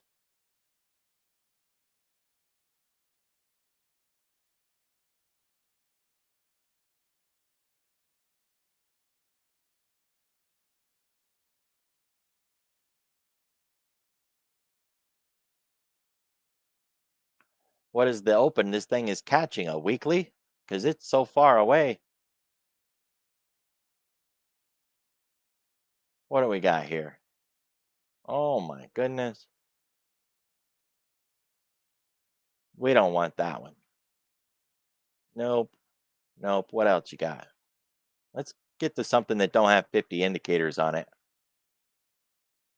That's my Elliott. Yeah, that'll work. All right. This'll do.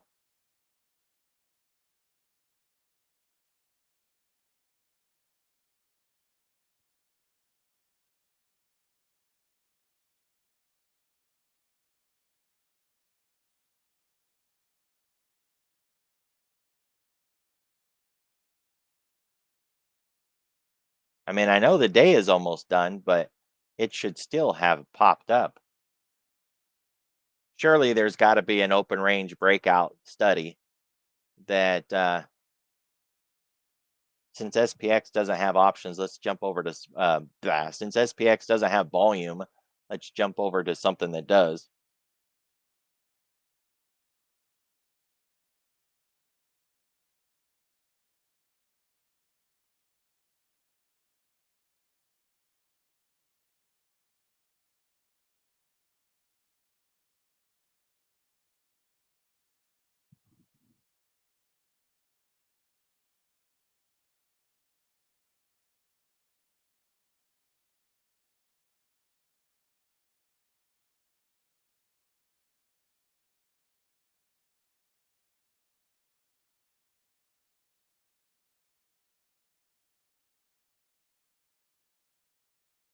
There we go.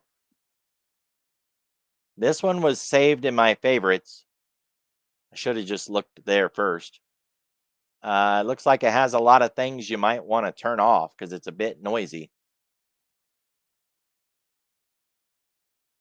That's that same one, but I guess I went in and changed the settings, and that'd be what you'd want. Or find one that isn't so loud.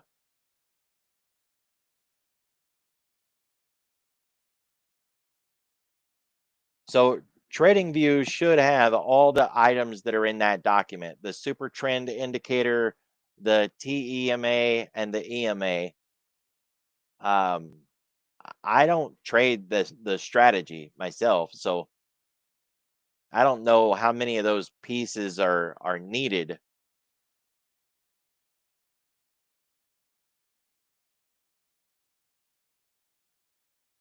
Man, that's a busy indicator. If you want this one though, I can copy the code and send it to you, and then you can just go in and turn on or off the things that you like. Oh, you know what? Look, I can't send it to you. Source code is grayed out. So I didn't modify this one to begin with.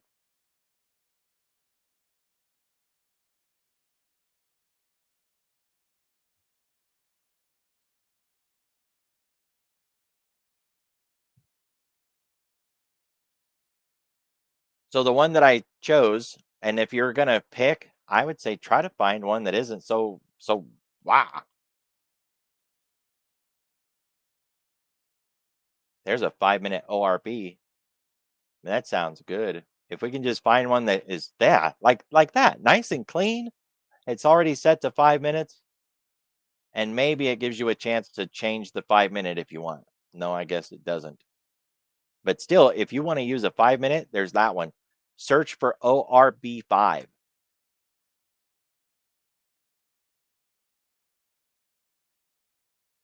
not S5, right there. It's by a guy named Forrest. Got it. Yeah, I mean, I use a 5, so to me that works perfectly, but there's probably some fancier ones in there that'll throw a fib on it for you and all of that. The reason I don't use those anymore is the highlighted ones, the ones that apply it all for you. They glow when you put your mouse near them. They are flashy. They get my attention. They're just loud. I like to have control. I shade the colors the way I want things, and I dim the lines. You know what I mean? I just draw them all by hand. When I'm drawing the things that I want out by hand, I tend to learn a lot more about what's going on, right? Because I'm looking at where the high is, the low is. I'm physically interacting with the price action, and I just feel that I it translates through into my understanding of price better.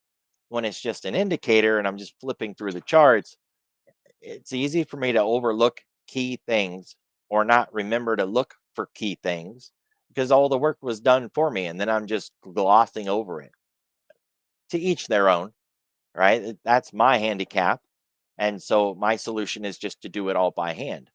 But along the way, I got all of those indicators or I made those indicators because, having 60 or 80 names to go through, it gets tedious really fast trying to draw all those lines out, especially when you're in a hurry. And if you can just add the indicator and jump from stock to stock to stock without having to draw every darn line, well, that'd be a lot easier and a lot faster. So yeah, I get it. Kind of the devil's in the details. The open range breakout, by the way, there's a lot of work done on that over the years. I recently, and by recent, I mean in this year, came across a swing trade strategy that uses open range from a new monthly bar, which is pretty interesting, all things considered. Um, the strategy was called day one open range. So DOOR, right? Day one open range.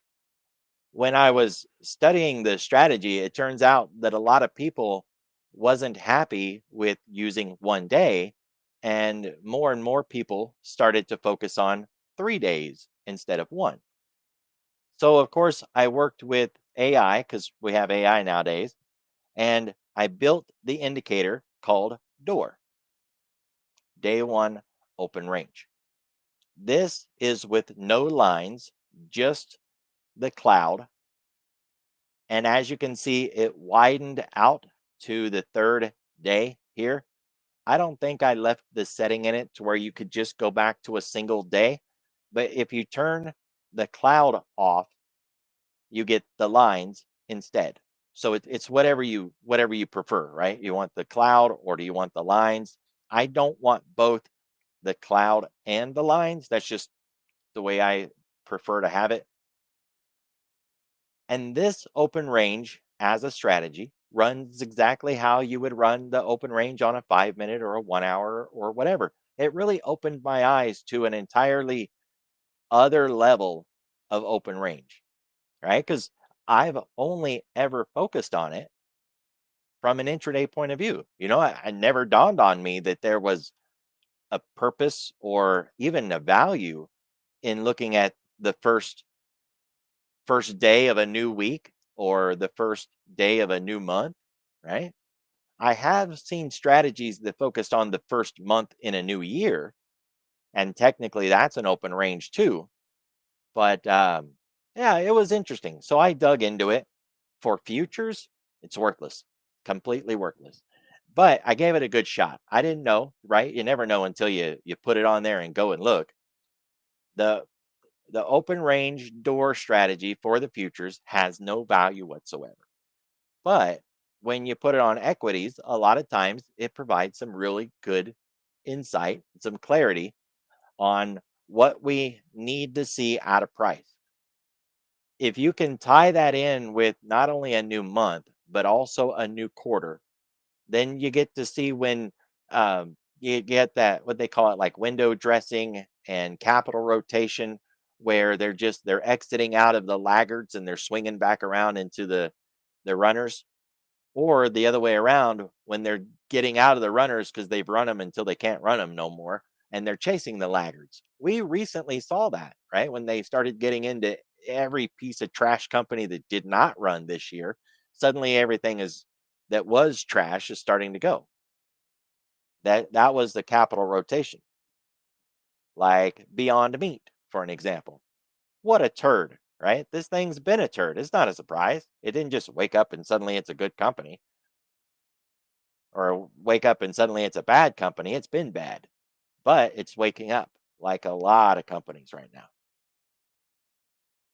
So that open range breakout or that door strategy can give you some perspective on where are we in the new month. Are we breaking out? Might get a nice little trade to the upside, or are we breaking down? Because that's a really nice breakdown, right? If you were above and then you come back inside the box and then you break out the bottom of the box, that's a pretty good short. Had another one back here where it just broke out of the box and down it went. As long as you are outside of that box in that direction, keep running it in that direction. Pretty interesting, right? Um, Almost the entire indicator was built with AI. This is this is one of my first AI collaborated indicators, all done with Grok. No, the Darvis box is something completely different. Completely different. Um, at least my understanding of it is. We got that video. I'll grab it from YouTube. One of our Facebook moderators for the Bullish Bears, he loves the Darvis box. His name is Clint, and Clint made a video a few years back.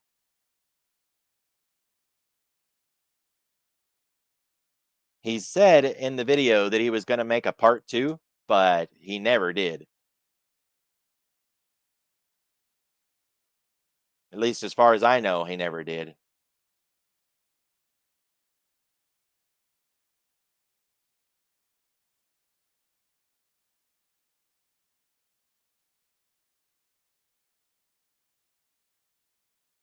All right, the door indicator, I just shared that in the chat. Now let me grab that Darvis video.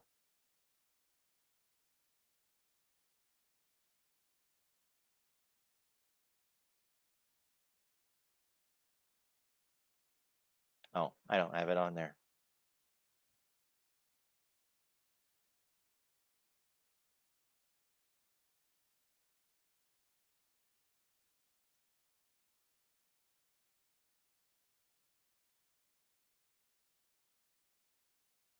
That's the one.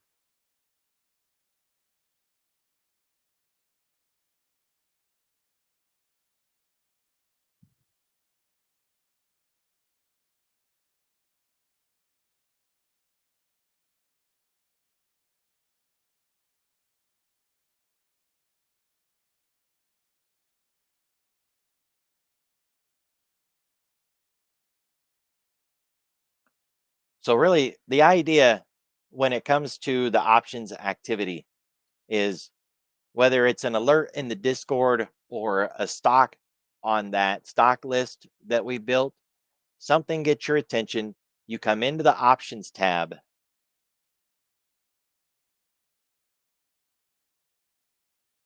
and at that point, you want to look around and see what's going on. There is a little bit of information we didn't touch on that's helpful. It's at the very top, at the very, very top. It's called beta, and you can change this beta to fast beta if you want to, but the setting difference is like 5 years versus 2 years, I think. Right. So I leave it on fast beta because I'm usually looking at shorter term options trades. If you're doing leaps constantly, probably just leave that on regular beta. When you click on it, I think it'll just take you to settings, and that's where you would go to change the setting. You could just go to setup, right? Dig around in here under application settings, but fast beta. So what is beta? Well, we're on Google and it's at 1.22. This is saying that if SPY moves 1%, Google is likely going to move 1.22%. All right. So it's a comparison of how does this stock move when SPY moves. If I set it on SPX, for an example, what's the beta? 1, because what SPY moves, the SPX moves. That makes sense, right? So we know if we compare SPY to the SPX, we got a beta of 1.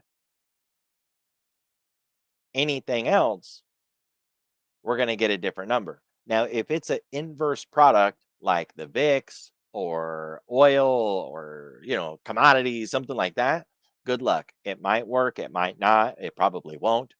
So, you got to kind of be mindful that it's not going to work for everything.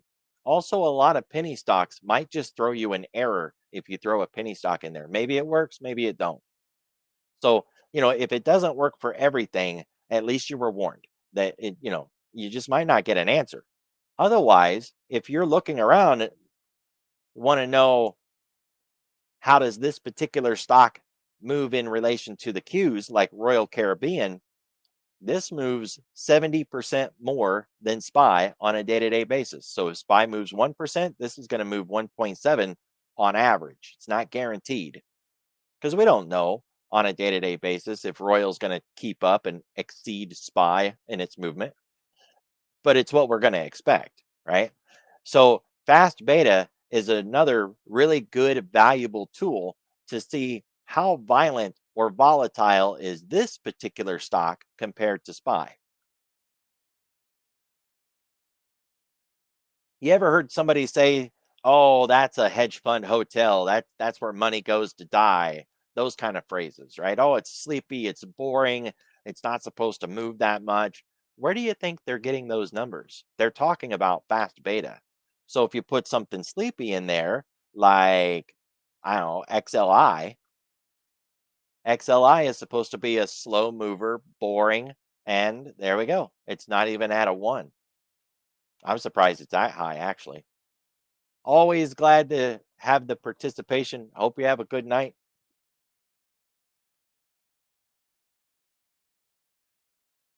So, for whatever reason, you come into the options tab, you got at a glance the information that tells you what they're hitting, how they're hitting it, and if the activity today is above the previous 5-day average, which is a really good start for any trade that you might be focused on, right? And that's to me, that's the value of this. Not trying to squeeze the program to give me things that are hitting alerts. I'll get that from the stock list.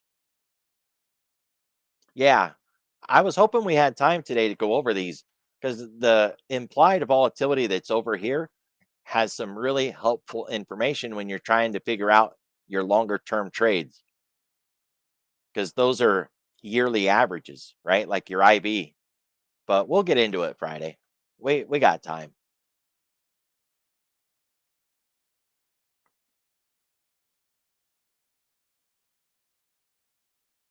Yep, yep.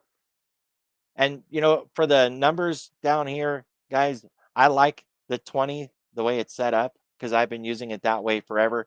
But if you're a tasty trade player or if you've got a specific delta level that you like, then feel free to change them up.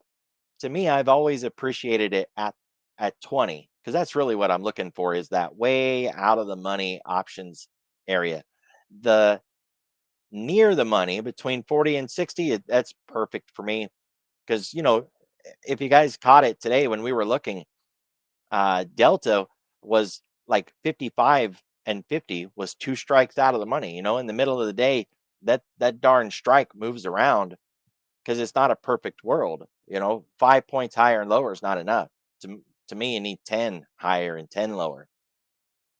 So that'll show you what's trading near the money, out of the money, and in the money, and those 20s just work perfectly.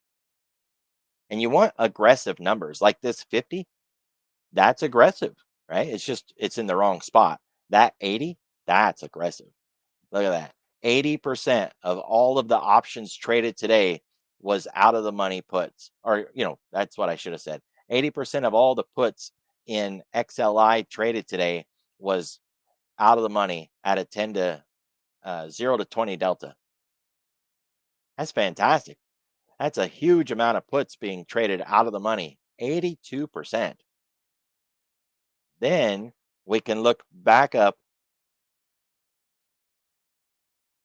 in this area to see, okay, they were all out of the money, but were they being bought or were they being sold? So were they hitting at the bid and below or at the ask and above? And really it's kind of a mixed bag. These numbers are not far apart. I'd like to have seen something like 60 here and 10 here, right? That would have really given us some good information. So now we don't have enough information. Now it's kind of muddy waters again. And there's still the lower area that we didn't get into either, the product depth. So we'll get into those two Friday. The left side here and the bottom, and time and sales. There's not much to go over in time and sales, but there is a little bit and some tricks. That's what I got, guys, unless you got questions.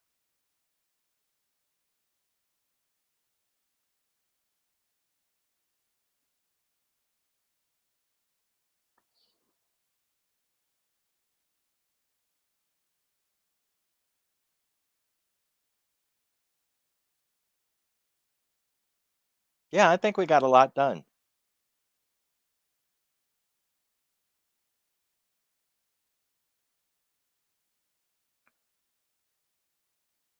All right, what you got?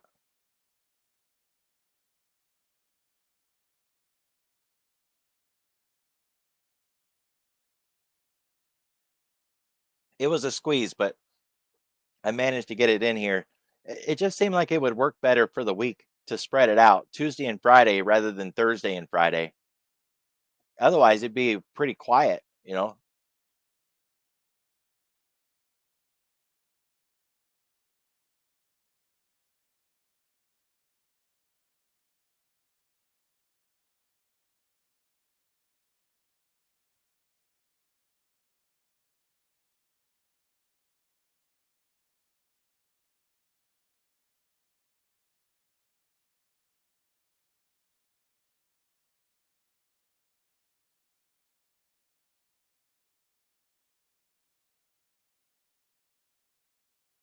Yeah, we can go into that.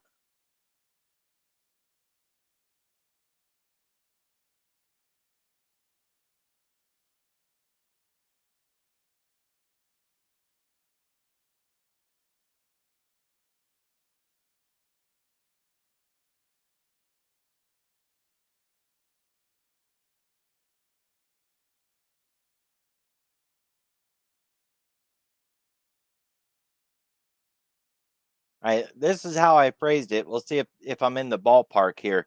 When developing a stock trade, what are the things or conditions that I'd like to see to determine if this is a good trade or not? Perfect.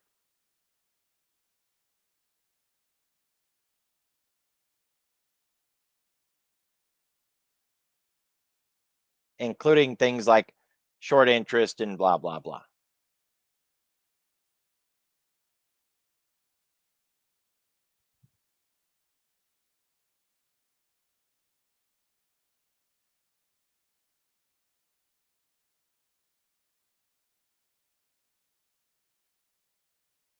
Yep, got it on the list.